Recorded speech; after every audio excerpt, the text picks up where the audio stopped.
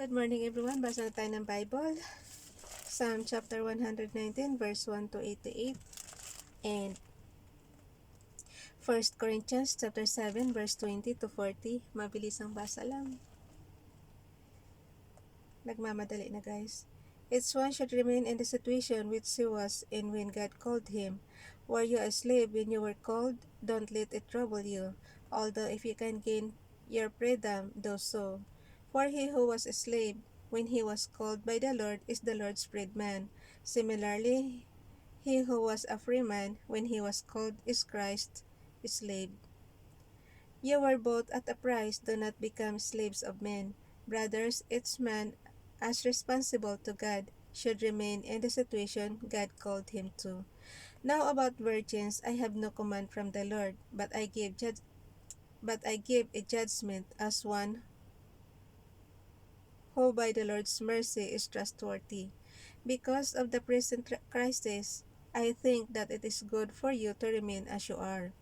Are you married? Do not seek divorce. Are you unmarried? Do not look for a wife. But if you do marry, you have not sinned.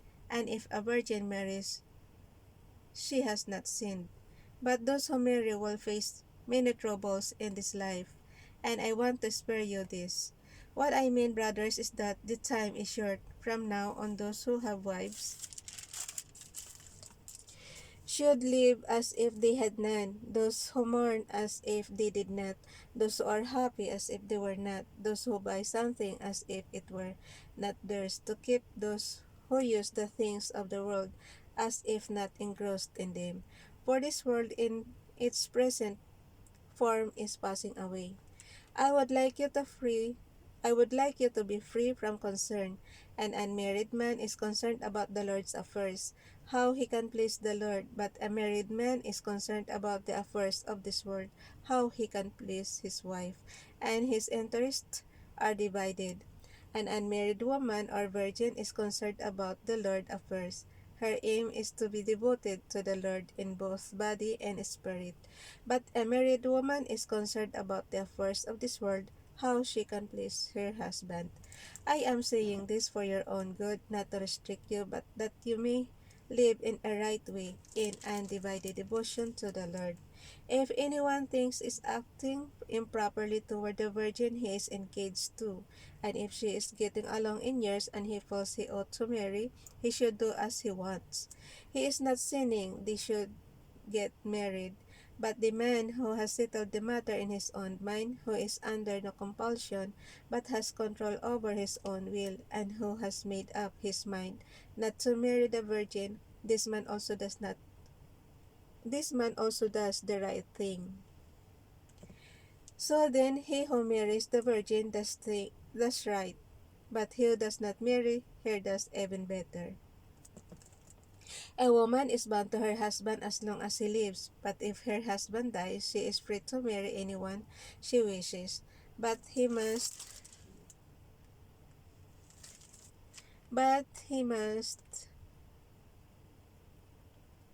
ulit guys. Ulit tayo sa verse 37.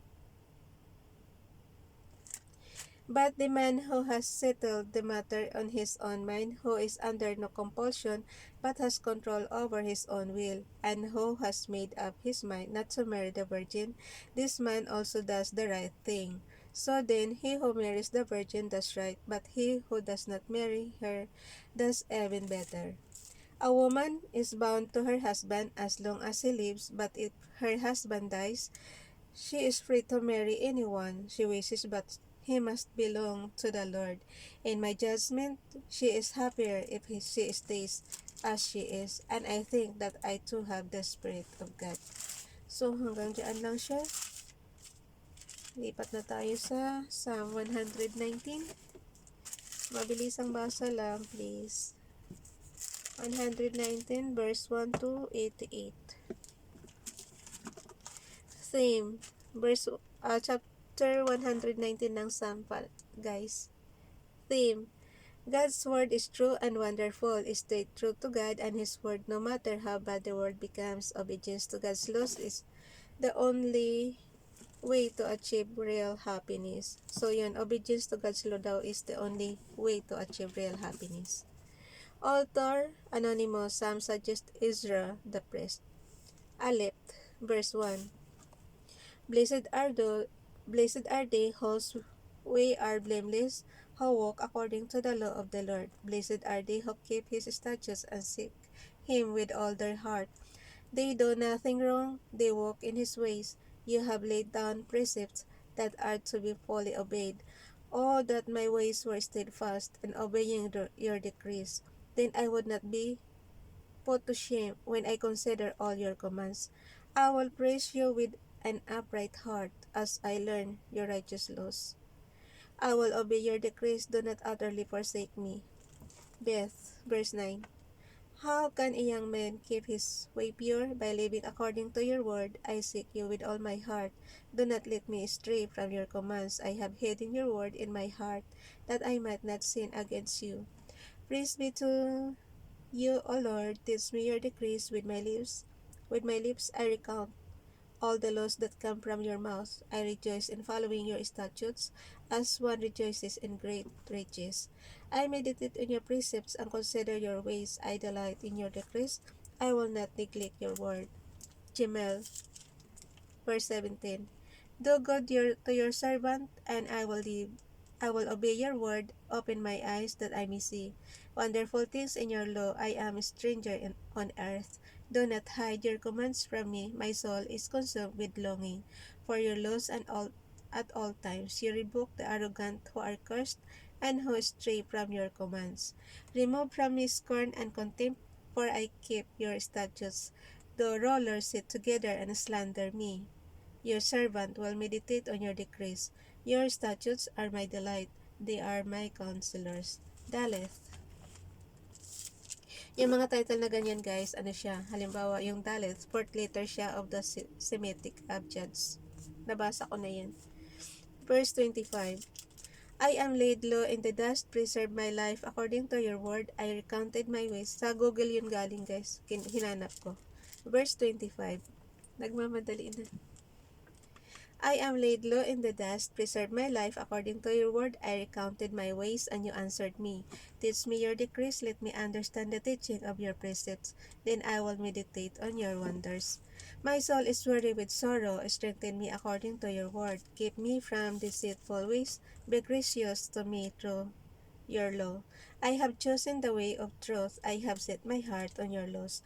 I hold fast of your statutes, O Lord. Do not let me be put to shame. I run in the path of your commands, for you have set my heart free. Hey, fifth letter of Semitic siya, guys. Verse 33. Teach me, O Lord, to follow your decrees, then I will keep them to the end. Give me understanding, and I will keep your law and obey it with all my heart. Direct me in the path of your commands, for there I find delight. Turn my heart toward your statutes and not toward selfish gain. Turn my eyes away from worthless things. Preserve my life according to your words. So, gawin natin to description, guys. Turn my eyes away from worthless things. Yung verse 37. Preserve my life according to your word. Amen. Diba? 38.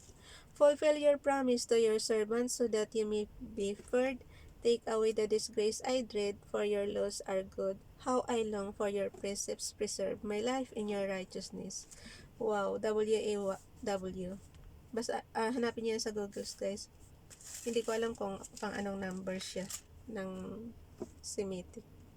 Maaring ano siya. Maaring number 6 siya. Kayo na maghanap. Nagmamadali na nga tayo.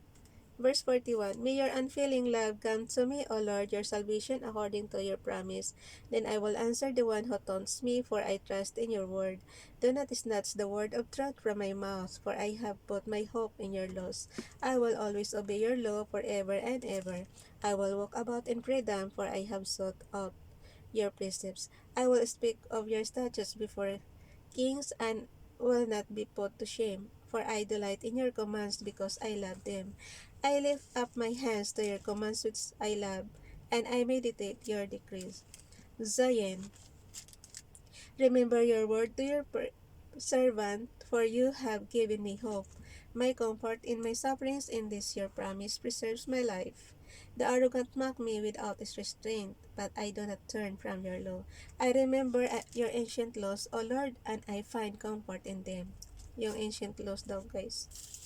Yung verse 52. I remember your ancient laws, O Lord, and I find comfort in them.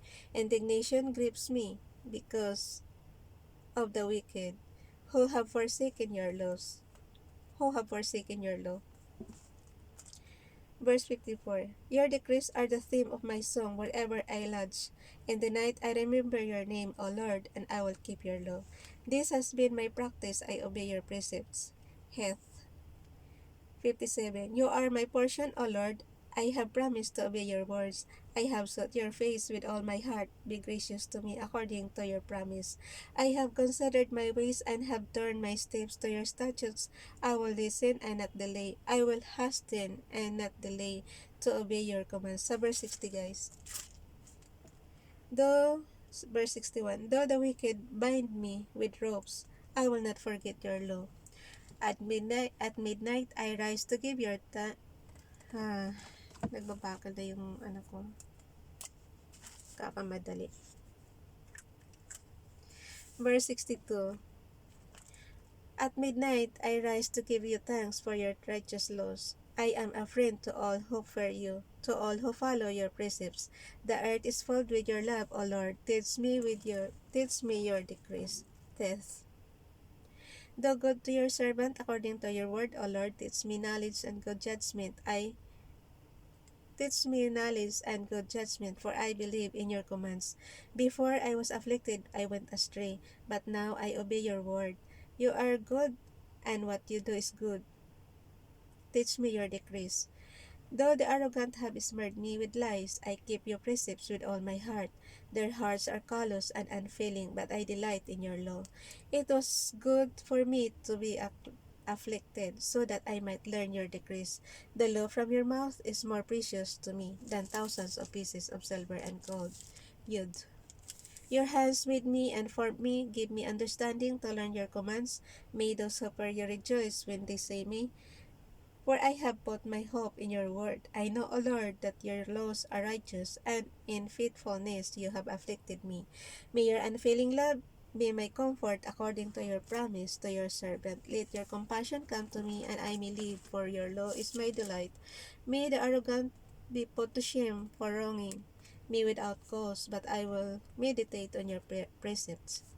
May those who fear you turn to me, those who understand your statutes. May my heart be blameless toward your decrees, that I may not be put to shame.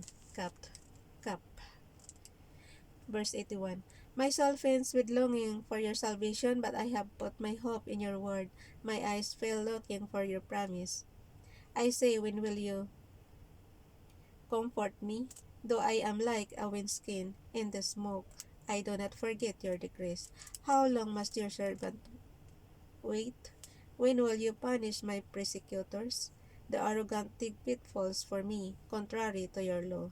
All your commands are trustworthy. Help me, for men persecute me without cause. They almost wipe me from the earth, but I have not forsaken your precepts. Verse 88. Preserve my life according to your love, and I will obey the statutes of your mouth. So hanggang verse 88 lang tayo, guys. Bye everyone. God bless.